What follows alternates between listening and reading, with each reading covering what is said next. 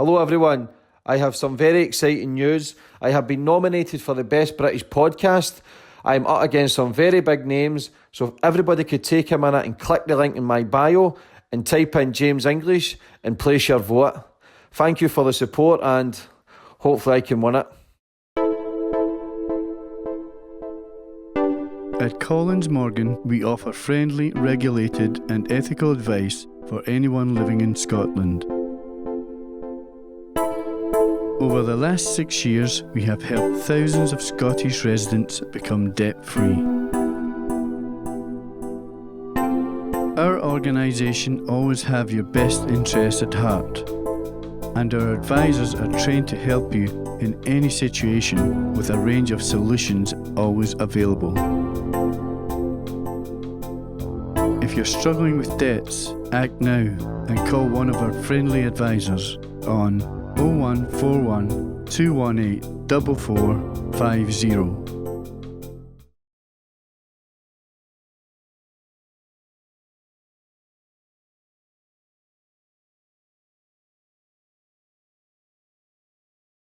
We're on. Today's guest, we've got the main man, Carlton Leach. How are you, brother? Pleasure to meet you. Nice one, James. Thanks for showing up, mate. You're Thanks. welcome. How's things today? Good. All the better for seeing you. How's life been? How's it? Yeah. I just said to you earlier, a bit quiet the last year or so, but I've come back. I've been in Spain and I've come back and I've been doing a few shows. I've been on the road and that. North West Wales last week, Carnarvon Castle. How was that? That was all right. Well, Wales won the rugby then the same day, so it was a bit mad. It was like the cup final. Wales World Cup final, they'd won it. And everyone's speaking Welsh and I can't speak it. Just sitting nodding. Yeah. I always go back to the start, mate, where you kind of grew up and how you get involved in the stuff you kind of get involved in. So we'll go right back, mate. So where did you grow up? In East London, basically 5 minutes from West Ham football ground. Yeah. Because you're a West Ham diehard, Little bit. aren't you? You're known for the ICF. Yeah. How did you kind of get involved in that? What age? I think, well, the football hooligan thing, I think it started in the early 70s. It was like I was about 14. I started going a few away games, only kids. Then sort of like about 16, 17, under the ranks like the TBF was a Bill Gardner and the old school before the ICF. And then that was when we started becoming hooligans, like going away games and everything, you know what I mean? Yeah. How tough was it back then compared to now? But it's a tough area, the East End, isn't it? Like, we were talking amongst ourselves, like Glasgow and everything. I think, each area was tough. And when you're a working class family and you've got nothing, you sometimes tend to make your reputation as your better reputation as a fighter and being a winner than a loser. Because if you're a loser, you just get bullied and the people tread on you. Of course, it's either two ways, fight or flight, isn't it? It's a sad way to be, but it's just life. Yeah, of course, and this is the environment. In the UK, it's a tough fucking place, you know that yourself, especially London. Yeah. It's either be bullied or cause it and just fucking not really care, but you've got some reputation for the casual scene down there. It was rife. You were a tough firm, man. West Ham. Do you look back now? Obviously, you said earlier you were getting older. Do you miss it? Yeah, of course I do. It's if you go to a game and then I'm sitting there with my son, and my son's never had a fight for football. He's 21 now, and he just goes and watches the game with me because I've quieted it. But you can sit there and you just think like, it's just like, and then you hear someone say something and you feel like, oh, fucking give that cunt a dig. Sorry, I swear. That's what I I fucking want to give that cunt a dig. What's on the jaw? And they go, you all right, Dad? I go, yeah, shut up. Because obviously when you're in that life, you were in it for how long? 30 years, 40 years? Yeah. I mean, my dad took me, my first ever game in 1965, West Ham won the Cup in 64, the year after. And I was 6 years old and just loved football. And my dad took me, the old days of rattles and scarves. We used to stand on an old wooden box. And so, but then just all the time, West Ham through and through. And then obviously, you want to fight for your colours. It's like, because, we weren't never going to win nothing off the pitch, so we thought, well, we'll win on the terraces. Fucking same shit. I thought, at least the fans weren't. Did you ever, so when you were going to the games, obviously, when you're playing against the big teams and knowing that you were going to win, were you more excited for the fight or the game? Was it both? Do you know what? I think there was 10 years from the age of 17 to 27. I missed 4 games, but only watched 3. No, it was one of them ones that you weren't really. It was, like I say, big cup games, if there was special games. But, you know, if you was like the big clubs and that, you were more interested in what was going on around you than what was going on the pitch. Who was the biggest scrap you'd ever had with? Who was the best that most sticks out in your mind? You know, there's been some great ones over here. So, and you know, people go, "Who's the hardest team again to come out?" And I think there's so many like teams out there, but I find that the areas with the hardest people were working class, poor areas. You know, like Middlesbrough. You know, like Birmingham's. You know, you go to certain areas and where you know they like myself. I come from a shit old background, and you think. You know that you've got a fight on your hand, and you know the likes of Leeds, and there's some tough areas all over the country. And one thing I learned over the years through experience is that no matter where you go in the country, whatever city, whatever, there's good and bad people, and there's tough people, and there's hard. Every city's got its hard people and everything. And I think the language is a bit different. You speak different language, but you're basically the same people. You know what I mean? Oh, yes. And now, sorry to interrupt. Now where we are today. We now respect each other because I'm at that age. We look back and I meet all the old top of the boys of like, you know, do photo shoots, we do stuff with them. Baz, you know, the Zulus and, you know, boats in Nottingham. There's so many people I could talk about. And they're all top boys. Is that? No, that's it. Yeah. But we respect each other now and we just talk about it, you know what I mean? Yeah. How many people were in your firm? Do you know, when we sort of like first started going, I would say, you know, there was like away games, like in Midlands we took a lot of, I went Everton one year, and it was just the days we was going on the intercity trains. I think we got to Everton, Lime Street, and there was about 30 of us, and half of them was like under 15. And as I remember coming out, and we got jumped, and their firm came from everywhere, and it built up. There was about 150 hardcore. We used to go right up north. Do you want that? Oh, no. Yeah, and then we was doing that, and then it just built, and then because of the travel, personal travel, cheap travel with the ICF, and we took the name because we were travelling on rail, the British Rail, like the Intercity firm. We called ourselves like Intercity, and we just kept that name, and it just built and built and built, and people stopped going on the specials, and everyone started coming like with us, sort of thing, and the trains got bigger, and it just got bigger and bigger. Do you know what I mean? Do you remember your first scrap? I probably got a kick in. Was it more scary? Were you never scared, or like the first tune? Do you know what? I think, like, just fearless. It's just like, you know, in the old days, we just like, I don't think we could fuck. I think the part of the parcel of it and the enjoyment was coming back with a black eye and scratched up and like going, seeing your mates going and work on your 16, 17 and going, oh, fuck, what's that we're doing? And then telling them all the stories. So, you know, I think it just kind of went hand in hand, you know what I mean? When did you start getting into the door scene, being a bouncer? I was about 21 and I was sort of made myself a reputation on the terraces and people knew me in the East End and everything, so I knew everybody. And I went to the old Moros, Bobby Moore's old club in Stratford, and my mates were doing the door and I used to go down there like Friday night and everything, and I turned up one night and they were Doorman short. And they said, oh, a little firm out of Custom House. Come down, I went and banged the doorman out and he ain't turned up for work. Can you step in? And I thought, I'm the doorman, I'm just a football fuck, I just want to have a few beers and a laugh, you know what I mean? So I just sort of, I went, yeah, I'll do it. Anyway, standing there, and the next thing I know, the little firm of customers turned up, but I know them all from West Ham. Stevie's there, like these brothers and that, well-known family. Anyway, they're all going, I think it's a kick-off, they've all turned up, like 20-handed, like the event's going to kill. I went, no, I'm all, like, I went, oh, Steve, I went, Dave, we all cuddled and everything, and they come in and it all just went. And I thought, fuck me, I'm getting paid a rare here. Like, you know what I mean? I'm normally getting nicked and fucking, my wages are going on fines and that, but now I'm just doing it, I'm standing there and all that, and I just liked it. I just don't know, I just kept on doing it. So it was basically a licence to... Yeah, basically kick balls and get paid for it. Yeah, and the birds and everything, you know what I mean? So that does help. Because you've got, you're saying earlier, 10 kids as well. I have, yeah. Nearly as much as me. Yeah. How many doors did you work in? Do you know? I started off with Stratford, Ganshill, Ilford. I even done. Brixton, was this place over South London. Peckham. I worked Peckham. Me mate, you heard Cass, West Ham. Well, Cass had the door over there. Bennington. And he went to me, yeah. He said to me, come over and do a fancy bit of work. what's it called, Kisses, in Beckham. And I went, yeah, I went over there, I was the only white man in there. And I just thought, wow, I said, where are you throwing me into? Like, it was like a go. I mean, but I knew there was a few Millwall boys, Tiny, a few people over there I knew in there. But that was an experience, getting home and getting there. That was just an experience, let alone working the door all night, you know what I mean?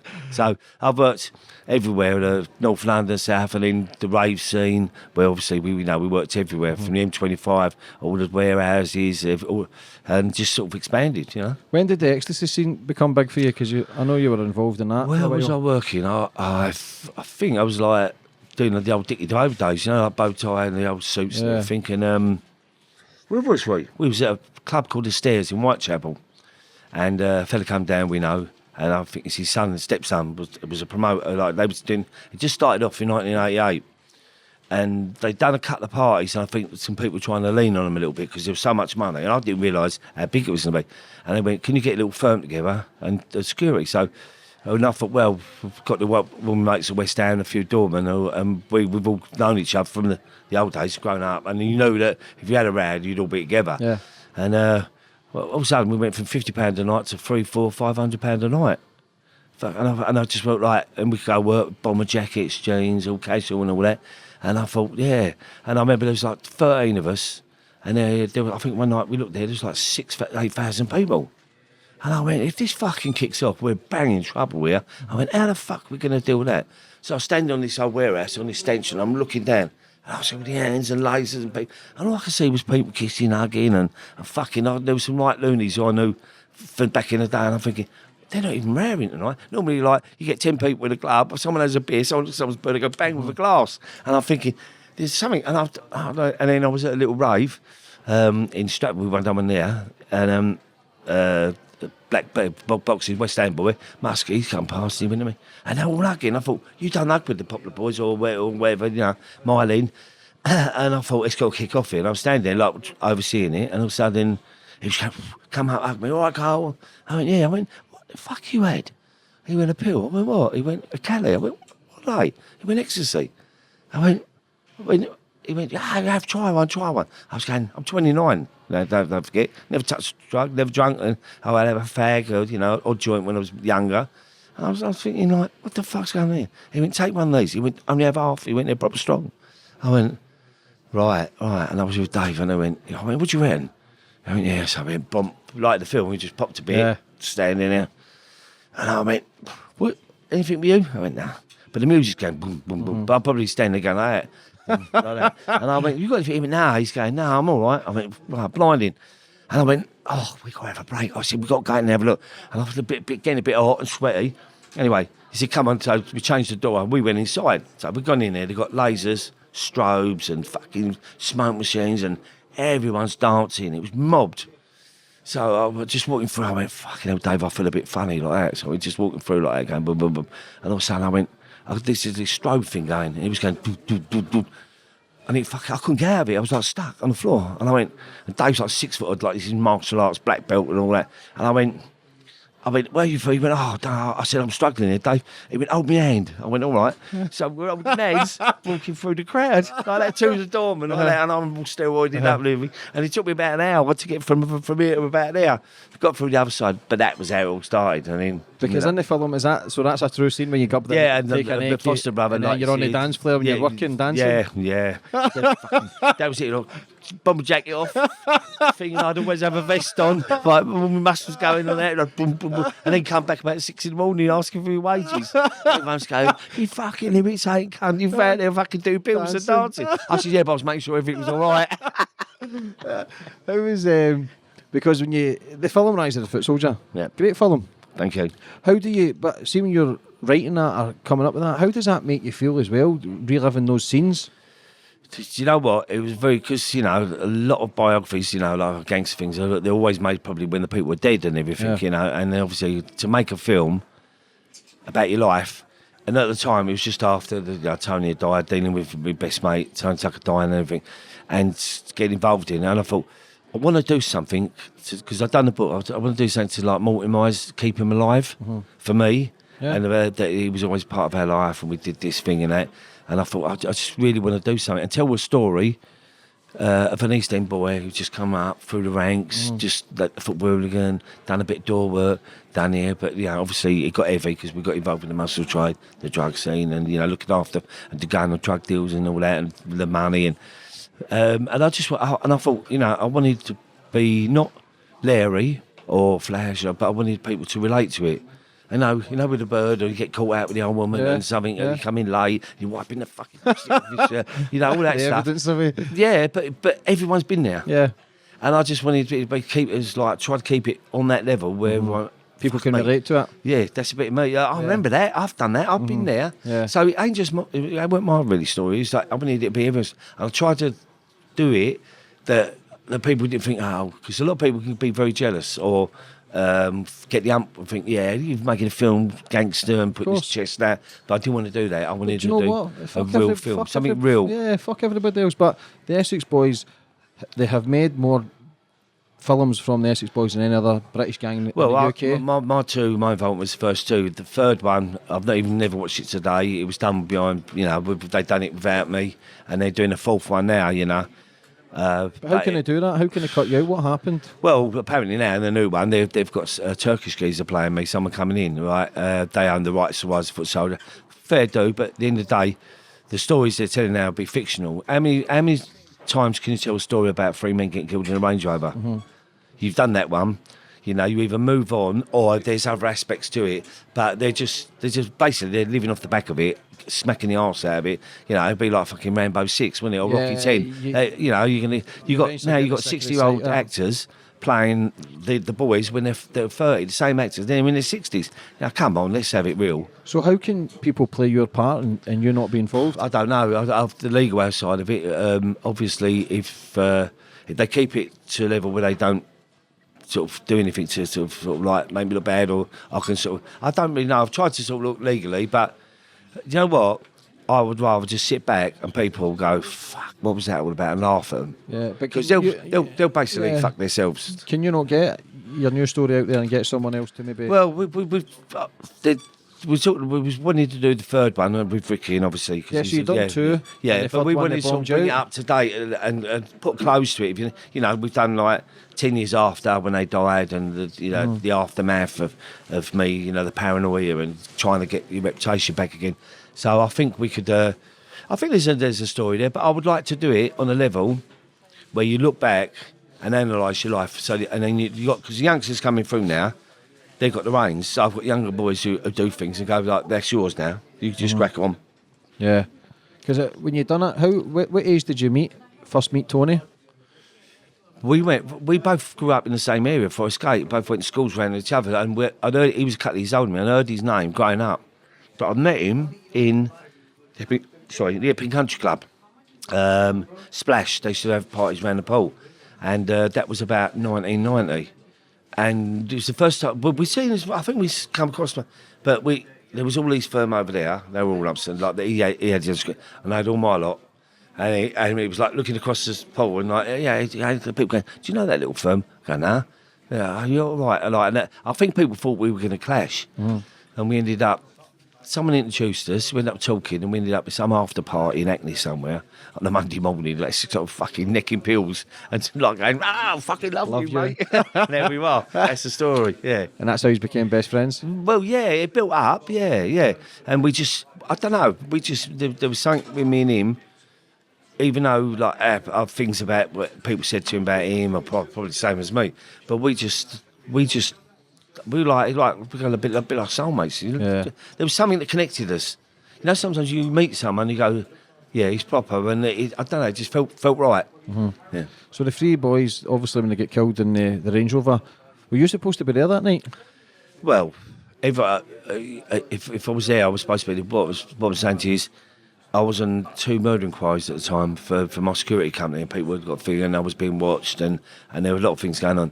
And I think Tony was with Pat, and we was getting our friendship. We were still friends, but there was a distance because what they were doing was not what I'm all about. Mm-hmm. So I disagreed with a lot of their stuff, And I'm not going to speak ill of it because he's my friend and the others. Yeah, but of course. The politics. If I don't agree with it, yeah, I'm not. I don't not have here to to agree defend with ourselves either. So I sort of, we back, and then something was going on, and a few things had happened, and Tony went to me, "Oh, well, I might want you somewhere. There's a plane coming in with blah blah drugs and money," and I went, "Nah." Anyway, I couldn't because of the scenario situation I was in, you know, and I would have brought it on top for them. So I said, "No, don't keep me out of it." Anyway, I knew there was a meet going on, and there was all to do with this plane that was coming in. Long story, and obviously, what you know is what the story, and then they ended up being killed. Where were you when you heard the news that they get killed?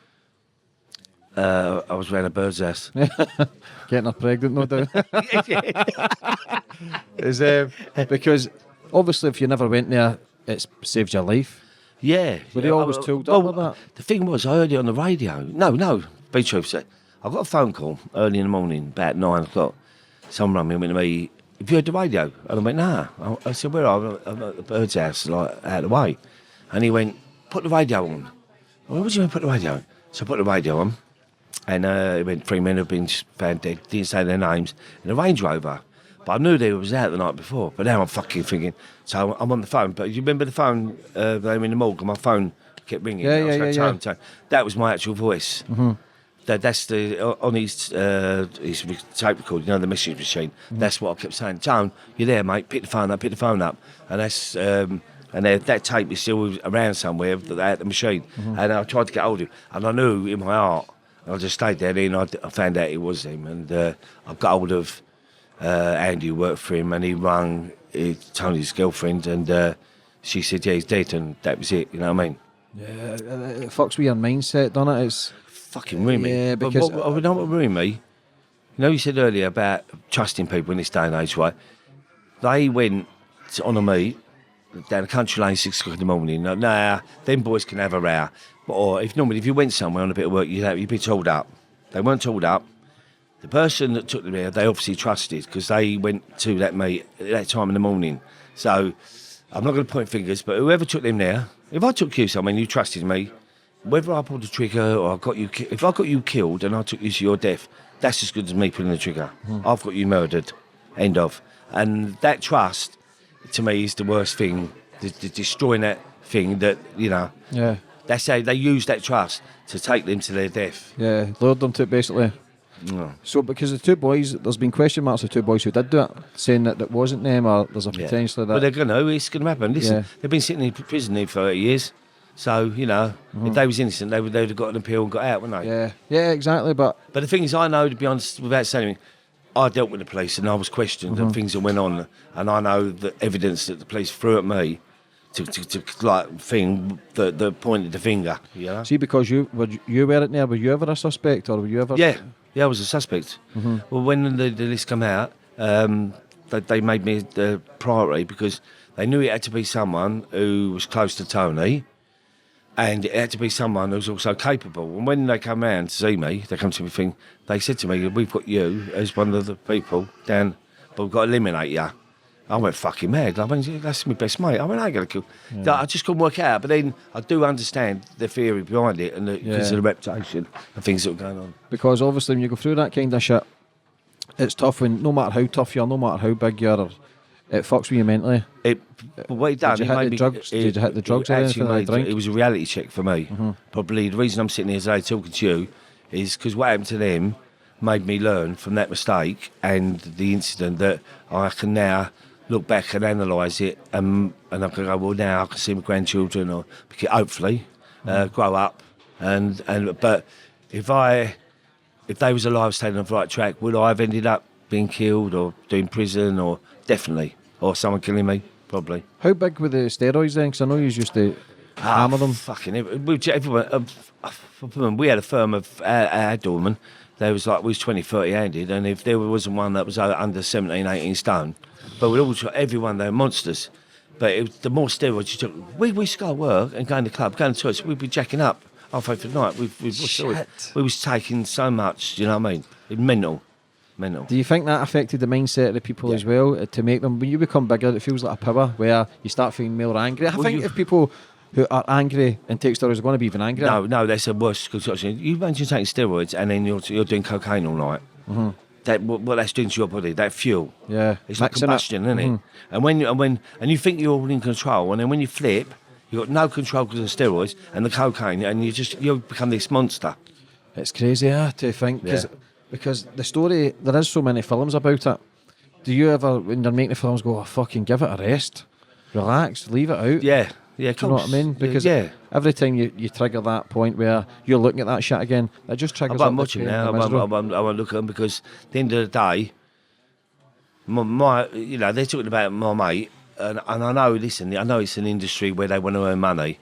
I can understand that it's a business, but it's personal for me. Mm-hmm. I live it all the time. Every time I look at that, I have to live that. That my feelings, emotions. Yeah. And I am a human being. Everyone thinks, oh, you're this. I'm not. I'm just one of your own. Like, but it does me. It does because I think like people say like for instance, when he died, Tony never told his mum and dad about his life. And I knew this because we were close. We was going on holidays together and everything. And I said, I remember meeting his mum and dad in Malta, we had a meal with them. And I said, don't say anything to your mum and dad about how we are. I went, no, I won't speak. He said, they don't know. They think I'm a really successful businessman and all that. And they loved him, right? I went, Tone, it's not a safe thing to do, mate. My dad, from the extended, he's a hard working man, and my mum, but I never lied to him. If I was doing it, or if I was doing drugs, or if I was doing something naughty, I always used to say to my dad, do you know why? Because I didn't want them to knock on the door and go, Mr. Leach, your son's dead. I had to prepare him for that because it was unfair. It was unfair. It had been selfish of me to put that on my mum and dad. Mm-hmm. As they were getting old, and I thought they should know, where I'm at. And I think my dad respected me for doing that, and I'm glad I did. But what they done when Tony died, and I know for a fact that morning they knocked on the door. I spoke to his mum and they went, "Oh, your son's dead." He collapsed, died of an heart attack. You're joking? No, his father died. Fuck's sake. That day. That's tragic. But people don't talk about that. Not interested, are they? Was that never in a film or a book? No, nothing. It was all hush. But he's poor old dad, lovely old boy. If I got the call when your son's just been shot, man, imagine he's been blown like the way the old Bill told him that he's been found in a Range Rover. They've all been shot. It's all over the news, like the worst killing for years. So you imagine what they've done to that. See, and then I look back and I thought, I'm so glad. I see my dad a couple of days later, and I was in the car, and I just popped him a cup of tea. I was just going, and my dad followed me out, and he went, "Oh boy, I want to have a word with you." I went, "What's the matter, Dad?" He went, "No, all right." He went, "Promise me." I went, "What?" "That I won't have to bury you." And I went, "What?" And he walked away. And I just thought, fucking, it was so poignant. Yeah. He went to me, he said, "I don't ever want to bury you." Check that hat and nerves with you. And he walked away. Didn't go in, he just kept it as quick as that. It's to the point, window down, said that, and he just walked back into the house. Yeah. Check that hat and nerve for you to try and fucking get on the straight and narrow and keep away from the bad stuff. Yeah, and I think I sat back, I locked myself away because I never trusted no one. I thought every cunt out there was going to do the same to me.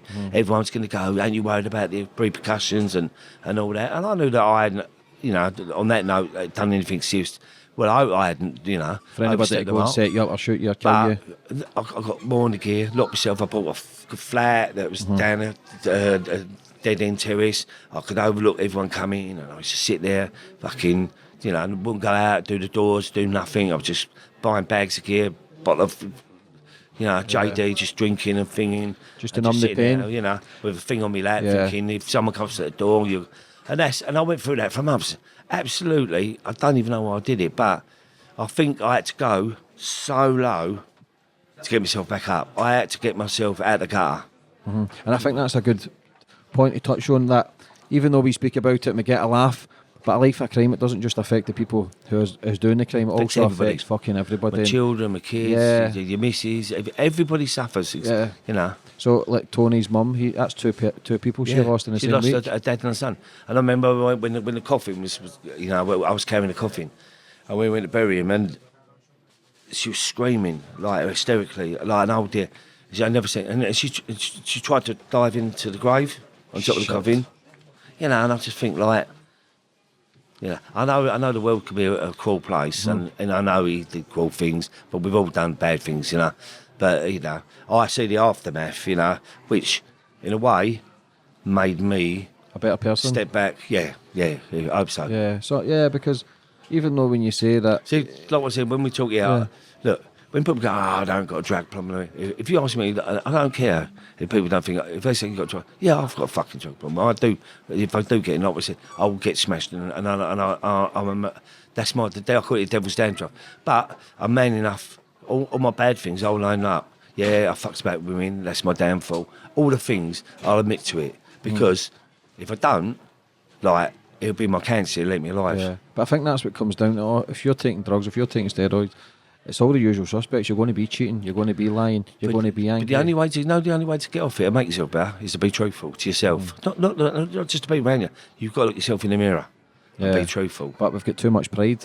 There's too much ego. Everybody likes to play the big man. And anybody that takes steroids at competitions, it's a bit of insecurity as well. The reason I do the interviews and talk like this is so that if young people out there are listening, who are watching my films, you know, like different generations, and you know, we've got all this knife crime and all that.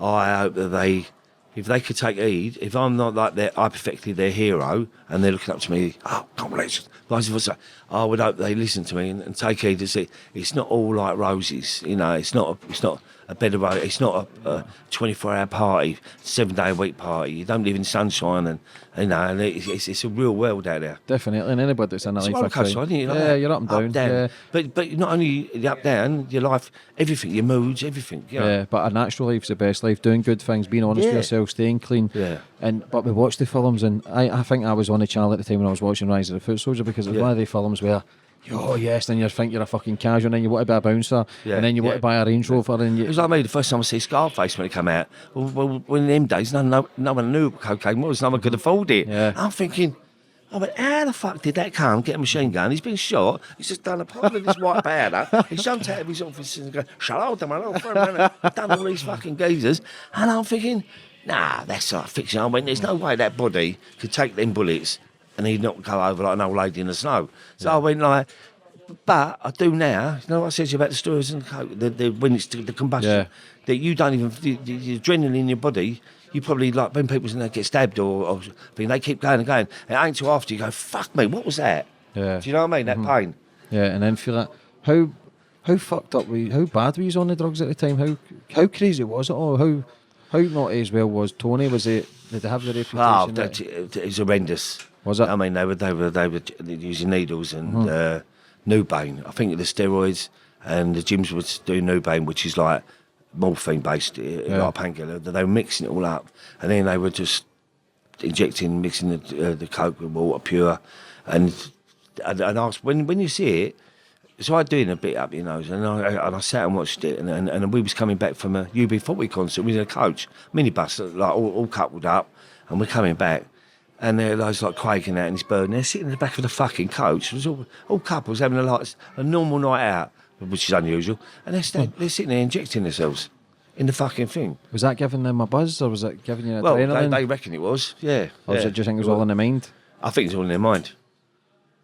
Addicted personalities, like you said. But do you know when you feel like... It's you, agitated? It actually made me feel sick. How big was Tony? I was 17, when there's a photo of me, Nigel, being in Tenerife, I was like 17, 8. I think Tony was around about the same. How did that come about as well? Good friends with Nigel Ben? Well, I grew up with Danny, Nigel's older brother, and we trained from youngsters, like the Doors, and we've done the Doors, and then we were friends. And then I was rooming at the top in Ilford, and Nigel had just come out of the army. He was the boxing champ, and he just left the army, and his brother, Danny, brought him over and introduced me, and that's when I first met Nigel. He was a great fighter. That's 35 years ago, 36 years, something like that. And he was just like, he just turned professional. And then I would work a couple of clubs. He turned up Ilford and stairs, and I'd always come in and say hello. And over the years, and I remember years ago, he said, about doing a bit of screw work. But I thought, I'm not like that. I was just one of them people, can I be, because you, like, fighting for belts and stuff. And then Tony met Nigel years later, and he said, I've got this pal, like, do it with me, called Carlton.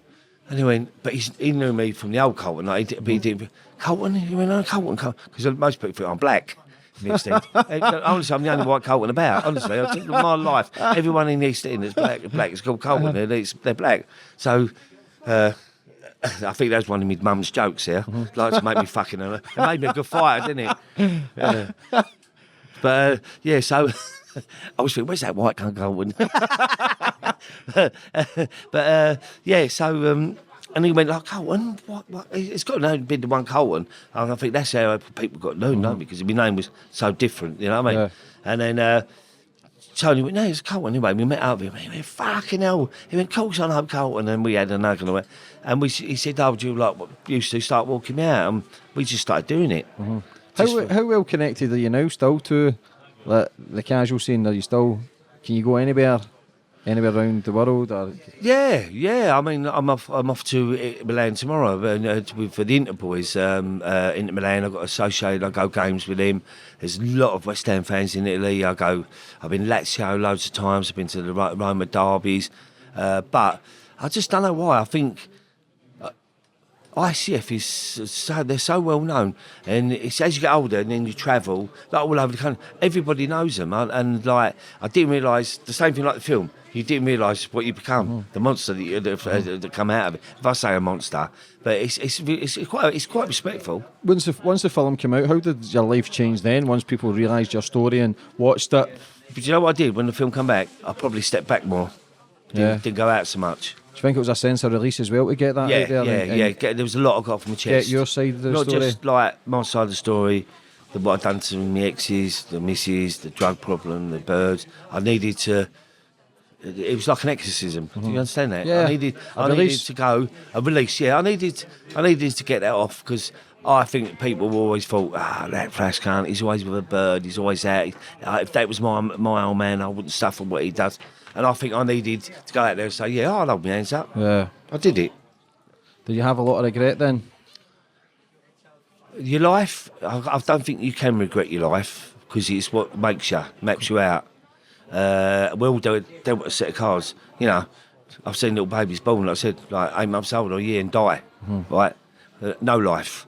And I've lived to 60, so, you know, if I've had to go for all that roller coaster ride, I wouldn't change it for one bit. As much as I would love to change it and make things, but that's not meant to be. Yeah. I always say it's not about the cards you're dealt, it's about how you play them. Yeah. And you can be a product to your environment. I know about people, like say, she goes to me, fucking hell, we're going to IB for last year, the 59, you're still out there partying with your daughters, or with daughters and kids out there. She said, you're in the middle of the club. She went, 5 days, no sleep. It's caffeine. Anyway, Red Bull. And I went, and I've just thought, no, I've got to go gracefully. I've now got to step down, and I know I have. But it's in your blood if you've been doing it for 40 years. But you still feel 21? The only way to not be naughty is not to go to the naughty places. Yeah. If you just stay away. It becomes a lonely journey to stay away from it all, especially, you says yourself, you're getting older, but do you still feel 21? Fuck, I'd love to be 21, wouldn't I? I would give my right arm. Yeah. Imagine starting off having a restart, but with all your knowledge. Same mindset. Yeah, but with all the knowledge you got and what you could do. Mate. Oh, you're trying to mock? Yeah. I'll probably be dead at 22. Do you think that if you grew up in a different area or a different environment that you would have a different life? Or do you think you would still have that mental mentality, whether it be Glasgow, Liverpool, Manchester, I would still be that same person, but with a different accent. How was your upbringing? Mum and Dad, both went to work. We had to come home from school, me and my sister, got a younger sister, chalk and cheese lover. She's the straight side of me. But it was hard, of course, because... you want the nice things. There's nothing, and it goes today. Like kids, when they see mobile phones, they want like Stone Island now. They want all the best clobber.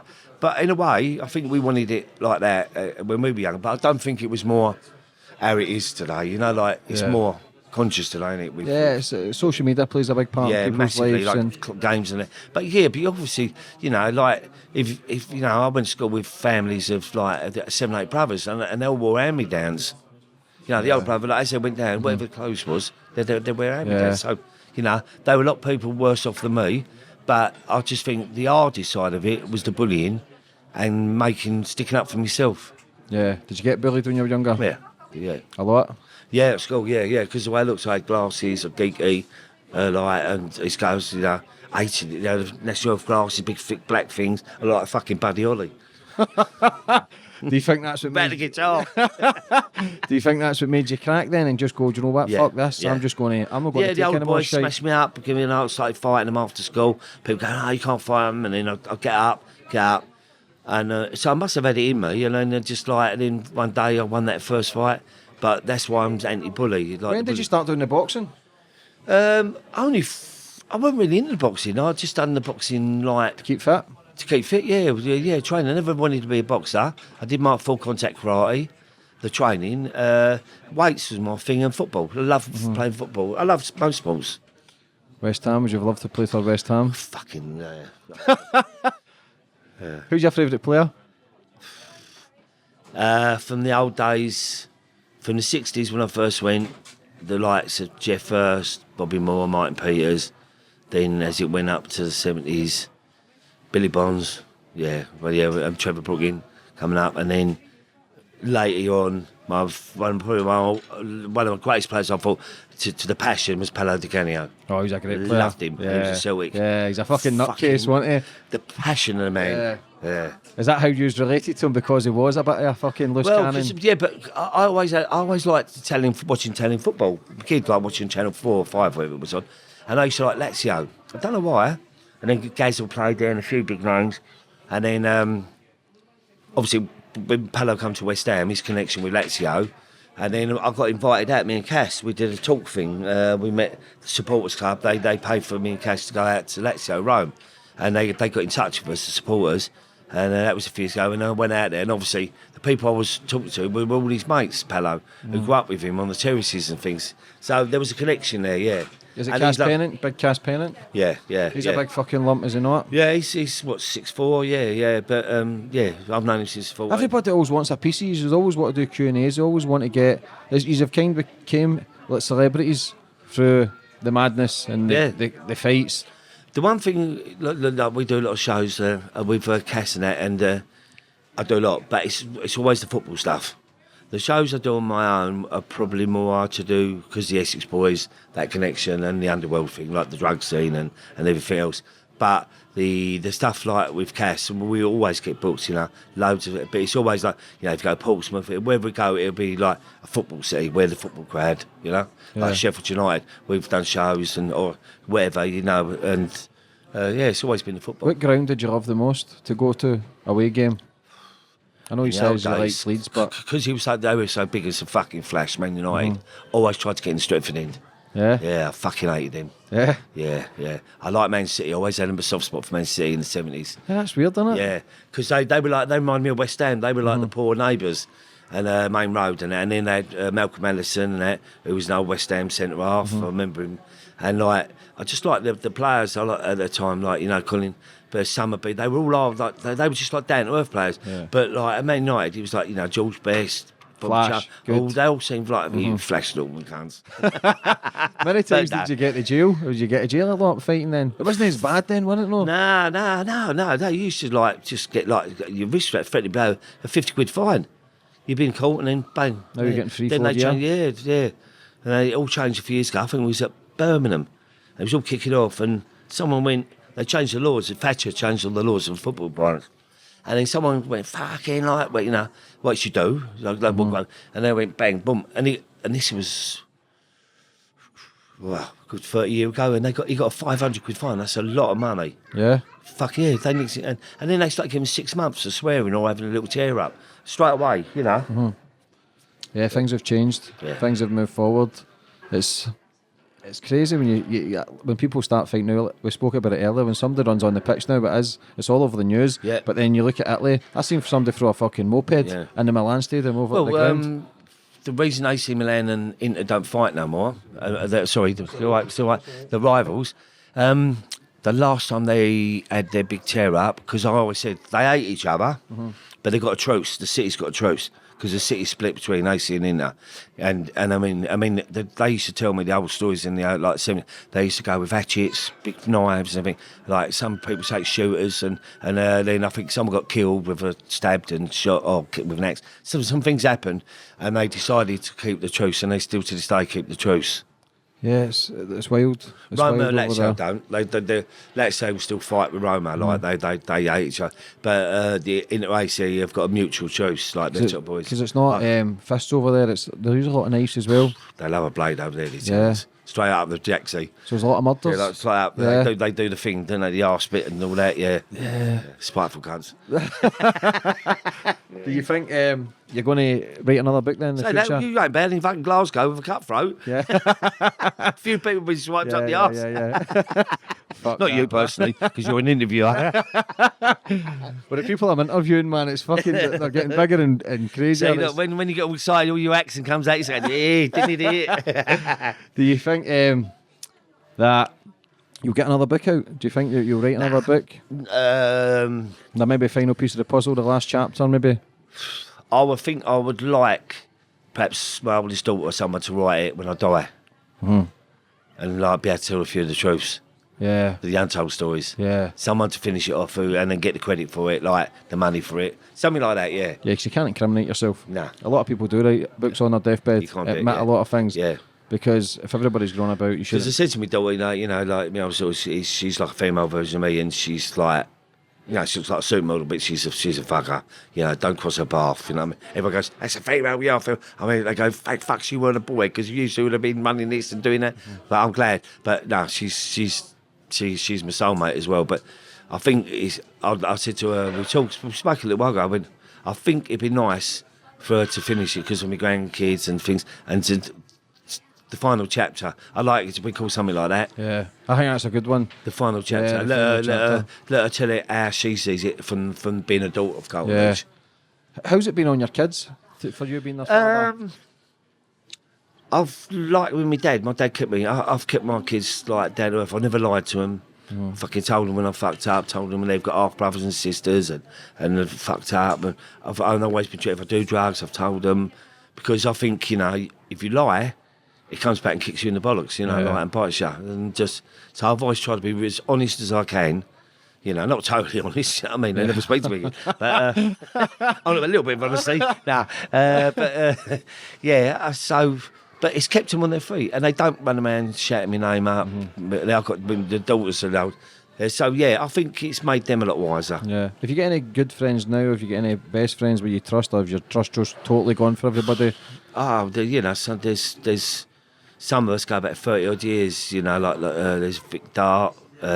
He's well known. We grew up with him, and he done a lot of prison.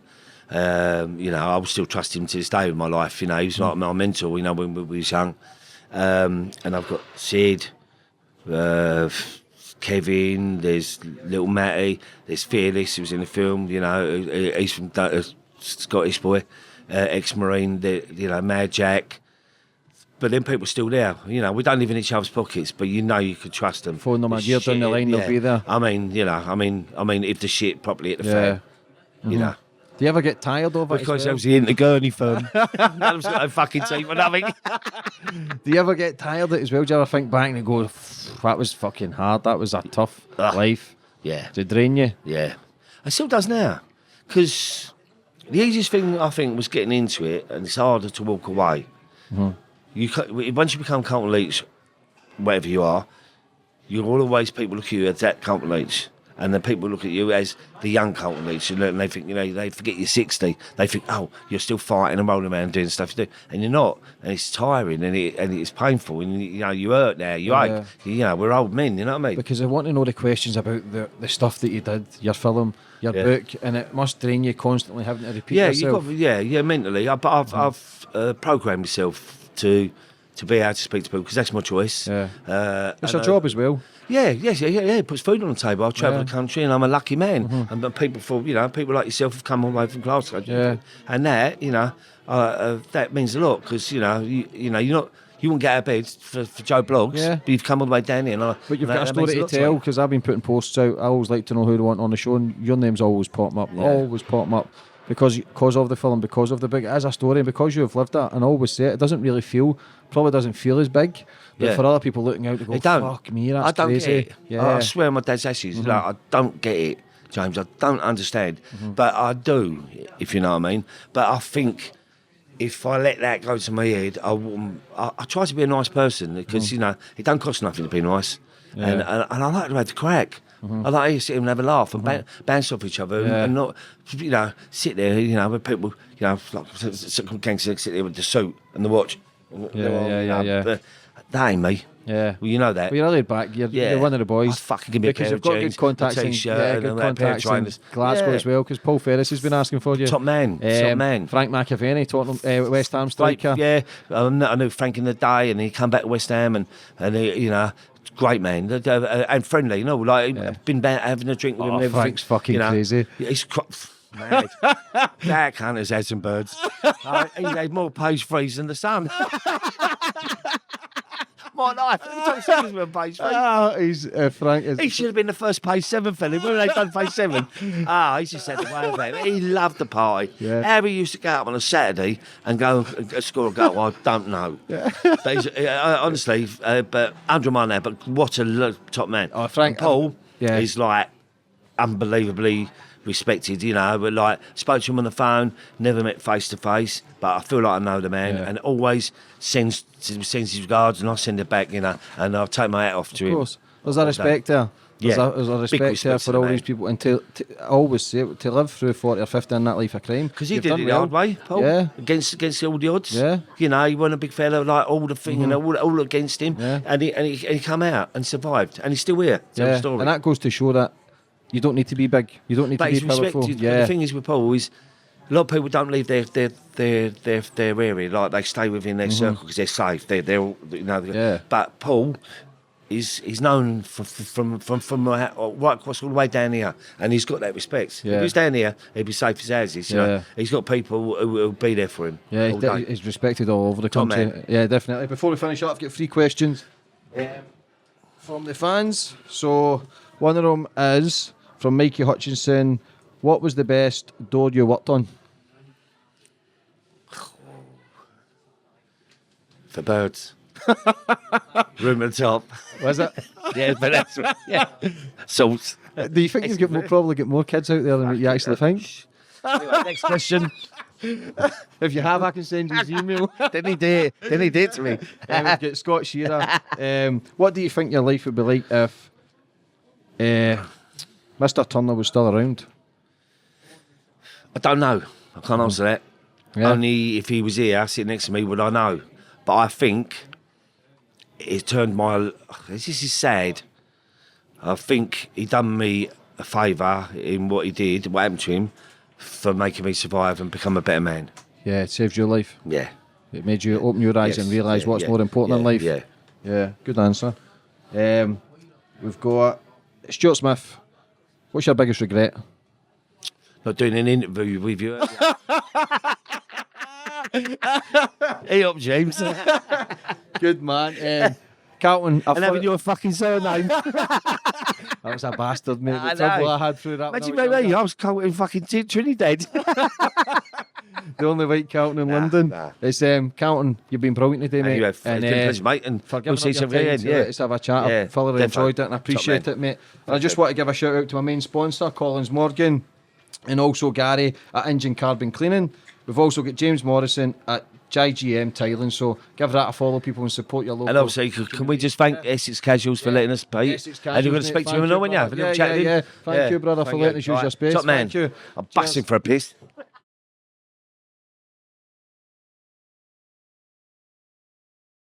And sponsoring this episode, we have Engine Carbon Cleaning. Engine Carbon Cleaning can help your car with loss of performance, smoky exhaust, restored horsepower and potential fuel savings, and so much more. So contact Gary Reid at Engine Carbon Cleaning on Facebook or call Gary on 07476 151505. JGM Tiling cover all aspects of tiling from walls and floors and much more. JGM also receive discounts on some of the major stores for materials. You can contact JGM now for your free quote on 074 502 59042, or you can drop them a message on Facebook at JGM Tiling. For all your fire safety requirements, fire alarms, fire extinguishers, fire risk assessment, fire doors and also CCTV. Fire suppression have your safety as their main priority. For inquiries, you can contact them on 01698 200 562 or email on info@firesuppressionscotland.org. At Select Blinds, if you want to find something unique, then Select Blinds is a place for you. They take pride in their ability to manufacture blinds to order, using a range of materials and fabrics. They can take your needs, specifications and instructions to use them to create blinds of any colour or style. If you're looking for something that you've seen in a catalogue, then they keep a range of popular blinds in stock, each of which can be modified and sized to fit your windows perfectly. Whatever they're looking for, an individual item or something that's off the shelf, Select Blinds will give you that ideal choice. When you make a purchase at Select Blinds, the delivery and fitting is also free of charge.